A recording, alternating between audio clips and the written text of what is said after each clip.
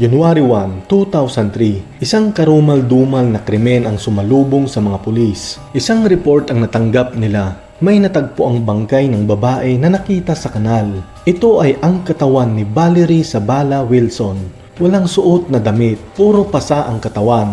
Labas ang dugo sa kanyang ilong at tenga at wasak ang kanyang muka. Bago natin umpisahan, ay tignan muna natin ang istorya ng buhay ni Valerie at kung sino ang may gawa nito sa kanya. August 20, 1983, pinanganak si Valerie Zabala Wilson sa lugar ng Santa Paula, California, United States. Ang kanyang magulang ay sina Kevin at Michelle Zabala. Siya ang panganay. Meron din siyang dalawang kapatid na babae, sina Jessica at Kirstine, at isang lalaki na si Kevin. Bago pinanganak si Kevin, ay nalipat na sila sa Fillmore, California. Ang mga magkakapatid na babae ay nag-aral sa Fillmore High School.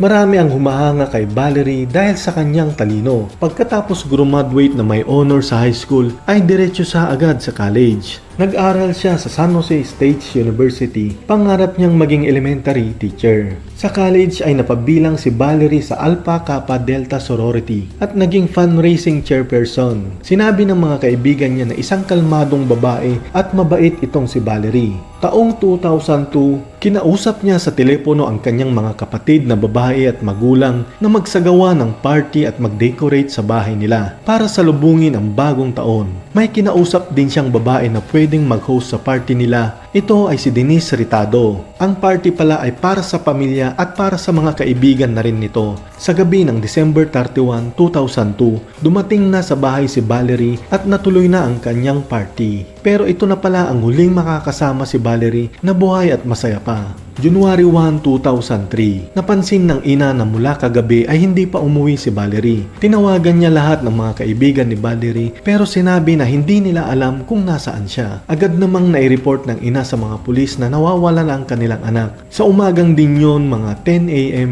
ay may nai-report sa mga pulis. Iba ang kutob ng isang ina talaga. May isang bata na naglalakad pa uwi sa kanilang tahanan. Pinili nitong mag-shortcut ng daan para mapabilis ang kanyang pag-uwi pero laking gulat na lang niya nung makita ang isang babaeng nakahiga at duguan sa isang kanal. Tumawag agad ang bata sa pulis at nireport agad ito. Dumating agad ang mga pulis at investigador.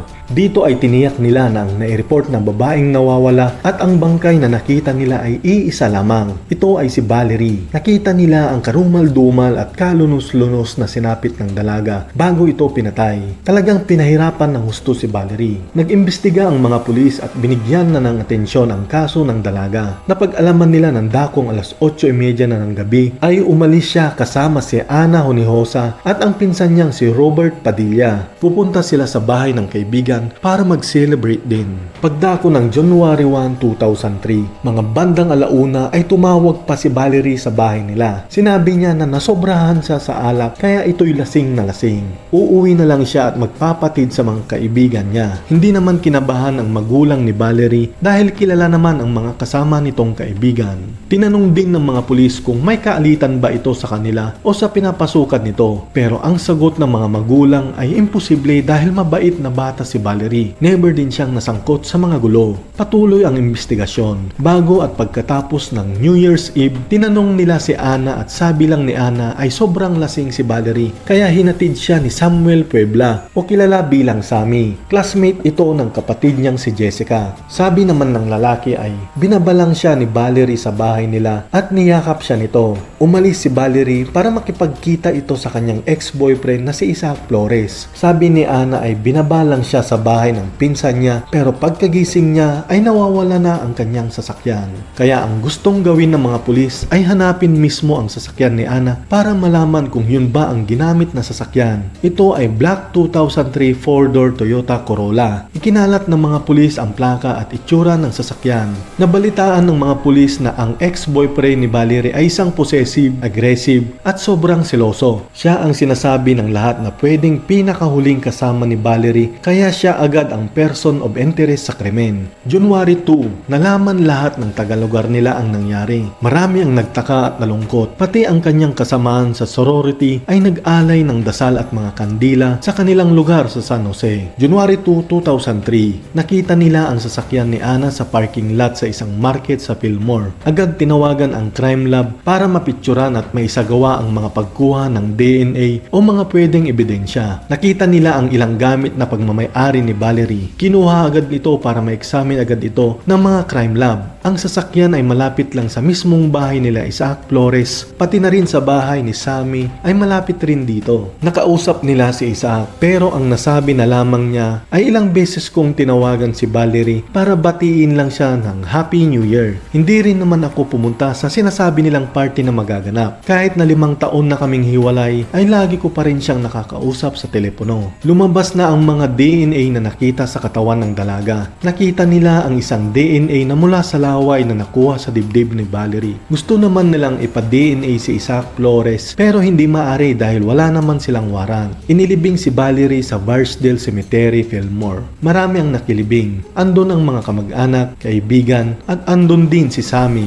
at siya ang unang lumapit kay Valerie na umiiyak. Sobrang nahirapan ang mga detective sa kaso para malutas ito pero biglang may mga witness ang lumabas. Ang mga witness ay dinescribe kung ano ang itsura ng taong yon at saka pina-sketch nila ito. Dumating ang isang investigador na kagagaling naman sa bakasyon. Alam na niya lahat ng detalye sa kaso ni Valerie. Nakita niya ang pangalang Sammy kaya nagtaka siya at kilala ko yung taong yun. Yan ang sabi niya. May kaso siyang pagnanakaw noong December 2002. Ang mga ninakaw niya ay tinapon sa basurahan sa parking lot. Naisip nila na pwede ring suspect si Sammy kasi andun din siya sa pangyayaring yon. Agad namang nagtungo ang mga pulis at tinignan ang basurahan. Dito nila nakita ang isang hikaw at black na panty. Pagkalipas ng 3 linggo, ayon sa mga crime lab ay parehong-pareho ang hikaw at ayon sa DNA ay ang panty ay kay Valerie. Match na match lahat ng nakita sa basurahan at sa mga sasakyan. Dito ay kinuhanan nila ng DNA sample si Sammy, pati na rin ang fingerprints. Pati na rin ang sapatos ay kinuha dahil sa mga footprints na nakita doon sa basurahan. Nagsagawa rin sila ng malawakang pag-iimbestiga sa bahay ni Sammy at doon nila nakita ang napakaraming underwear ng mga babae.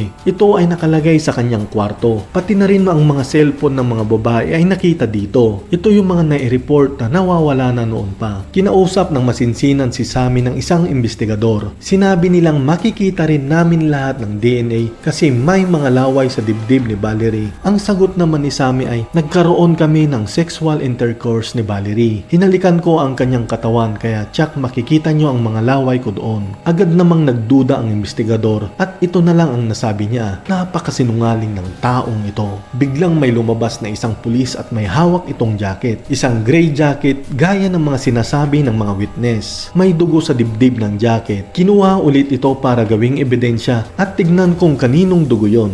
Ang sapatos na kinuha kay Sammy at ang footprints ay match sa kanilang pagsusuri. Kaya si Sammy agad ang suspect sa krimen. Hinihintay na lang nila ang paglabas ng DNA. Pagkalipas ng 1 buwan ay lumabas na ang resulta ng DNA. Ang laway na nakuha nila sa dibdib ng dalaga ay nagmatch kay Sammy. Pati ang dugo sa jacket ay kay Valerie mismo. Match na match ito. January 3, 2003, inaresto si Sammy sa kasong pagpatay. Marami ang nagulat dahil si Sammy ay matalinong estudyante, isang football player at nitong nakaraan ay nakoronahan na prom king sa Fillmore High School. Kahit ang mismong kapatid ni Valerie ay nagulat sa nalaman. Nasabi na lang niya na siya pa mismo ang lumapit sa akin at yumakap noong libing ng kapatid ko. Galit na galit ako sa kanya. Si Sammy ay makukulong ng panghabang buhay at wala itong parol na matatanggap. Nakulong ito sa Ironwood State Prison sa California. Yan ang kwento ng buhay ni Valerie, isang babaeng nangarap na maging isang teacher pero sinayang lang ito ng kaibigan ng kanyang kapatid.